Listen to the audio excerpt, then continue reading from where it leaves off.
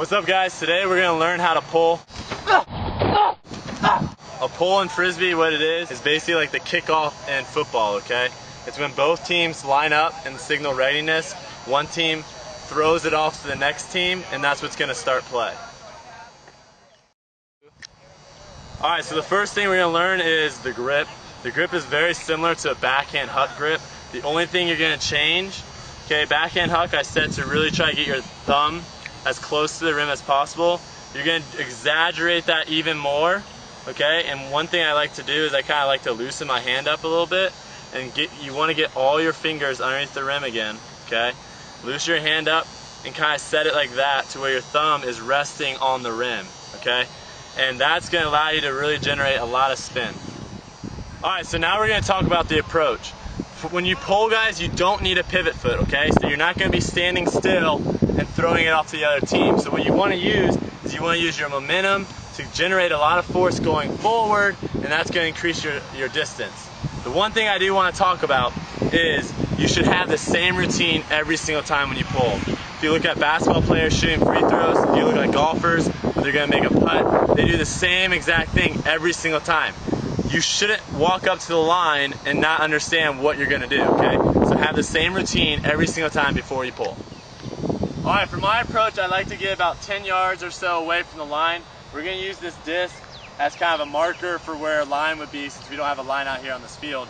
But you want to get in a good spot. You don't want to be too close, okay? If I'm here going to pull, I'm not going to be able to generate a lot of force and movement going forward.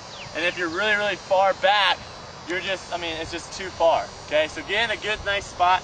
I like about 10 yards, 15 yards, something like that right here, okay?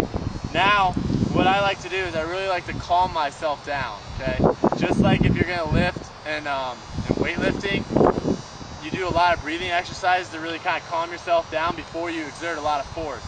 So my routine, what I do is I stand like this, I take 3 deep breaths, so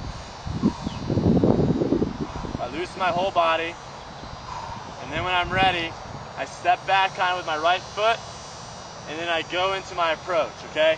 And basically, it doesn't matter exactly what you do, you just want to be doing something the same time over and over, and that's what I do.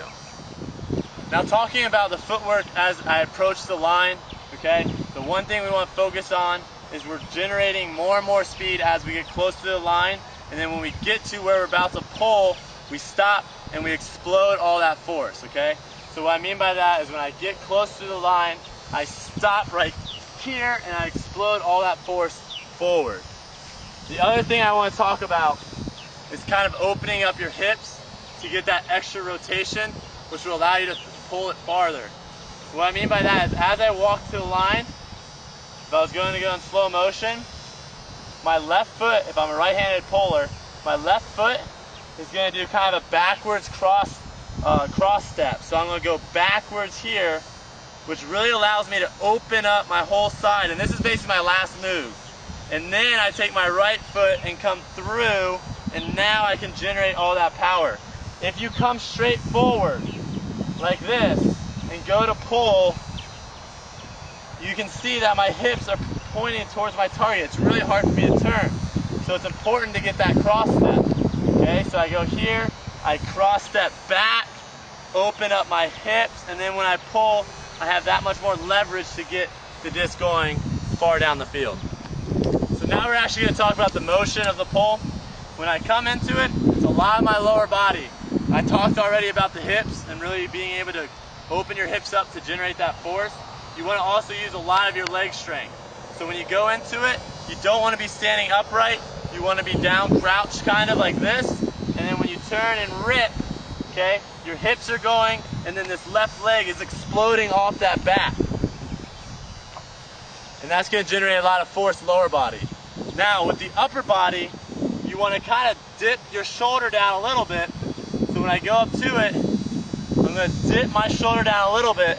I'm going to really bring this disc back as far as I can. Okay, the further you bring it back, the more rotation you're going to get, the more leverage, the farther the pull is going to get. And then as I come through, everything is ripping through as one unified unit here. And at the end, I'm really snapping my wrists, and then I'm coming off my left side. Okay, those are the key things to do as far as arm motion goes and lower body when you pull.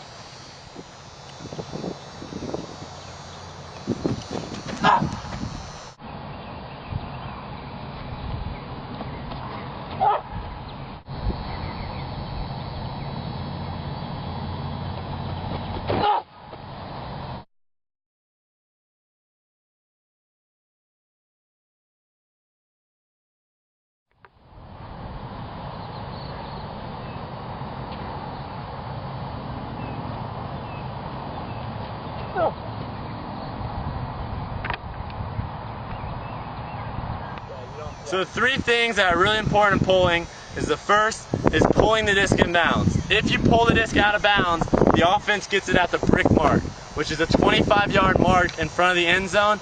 It gives the offense a huge advantage. You don't want to do that. The second thing is hang time, okay? Being able to let the disc sit up there and hang to allow your defense to get down. The third thing is distance. The further you can push it back, the more the offense has to work it up, okay? If you can add in the hang time and the distance together and pull it in bounds, you're going to be a great puller. That's all we got today. The next thing coming up is advanced strategies for pulling, so stay tuned for that. Peace.